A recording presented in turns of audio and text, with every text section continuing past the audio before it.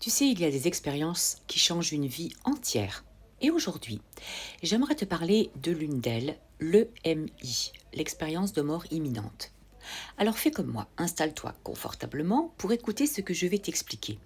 Enregistre la vidéo, tu pourras la réécouter, partage-la à tes amis et abonne-toi à mon compte parce que je propose beaucoup de thèmes en spiritualité. Je vous laisse même justement la parole une fois par mois pour choisir vos prochains thèmes et je partage les expériences de mes abonnés, toujours avec leur accord bien évidemment. Justement, cette fois-ci, c'est une abonnée qui m'a partagé quelque chose de très fort. Elle a vécu ce passage, cet instant entre deux mondes. Et ce qu'elle m'a décrit ressemble tellement à ce que je perçois moi quand je suis en canalisation dans le monde d'après que j'ai eu envie de vous le transmettre. Parce que c'est beau, parce que ça apaise et parce que ça répond à tellement de questions que vous vous posez. Elle m'a confié qu'elle est très fière que je partage son histoire parce que je lui ai bien évidemment demandé la permission de le faire. Et elle me l'a dit avec une certitude profonde. Elle n'a pas rêvé.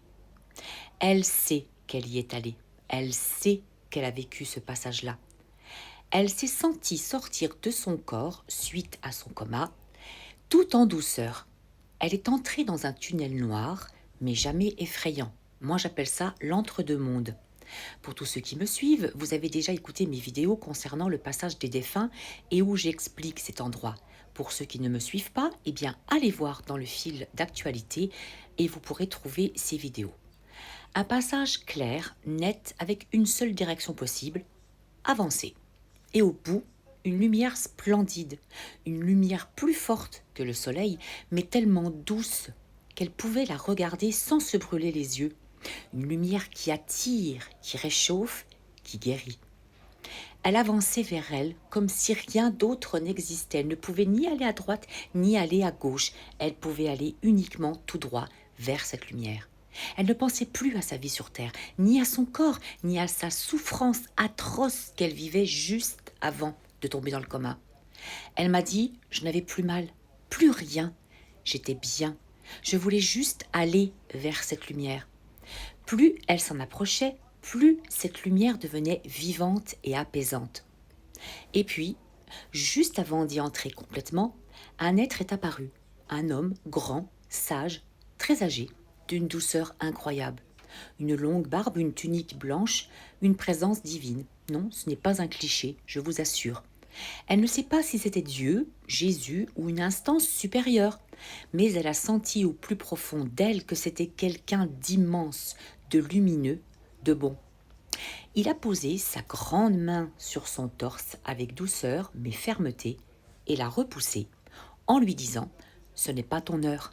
À cet instant précis, elle s'est réveillée du coma et elle me l'a confié. Je ne voulais pas revenir, je voulais retourner là-haut. C'était trop beau. Et oui, elle a récupéré au passage les douleurs qu'elle avait laissées avant de tomber dans le coma. Et ce qui est bouleversant, c'est que tout ce qu'elle a vécu, moi je le vois quand je suis en canalisation avec les défunts.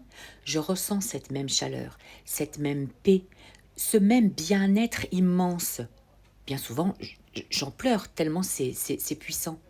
Je perçois cette lumière, cette douceur, cette présence bienveillante, exactement comme elle me l'a décrite. Mais je ne vis pas une EMI. Je ne suis pas dans le coma. Ce que je vis, c'est un voyage différent, un voyage médiumnique, un passage que je peux emprunter grâce à mes capacités, à mes ressentis, grâce à la connexion que j'ai avec le monde d'après. Je ne traverse pas la frontière, je la perçois seulement. Et c'est pour ça que son témoignage m'a touchée à ce point, parce que ce qu'elle a traversé, c'est ce que je ressens quand j'accompagne les âmes. Oui, il m'est arrivé d'accompagner les âmes qui n'arrivaient pas à passer du monde de l'entre-deux-mondes, justement, dans ce magnifique tunnel de lumière. Le IMI, donc, ce n'est pas imaginer. C'est ouvrir une porte, c'est percevoir ce qu'il y a après, ce que notre âme sait déjà. Et quand on revient, on n'est plus pareil. On sait que rien ne s'arrête vraiment. On voit la vie différemment. Nos proches, nos guides, cet amour-là, ils existent toujours. Et un jour, on les retrouvera tous.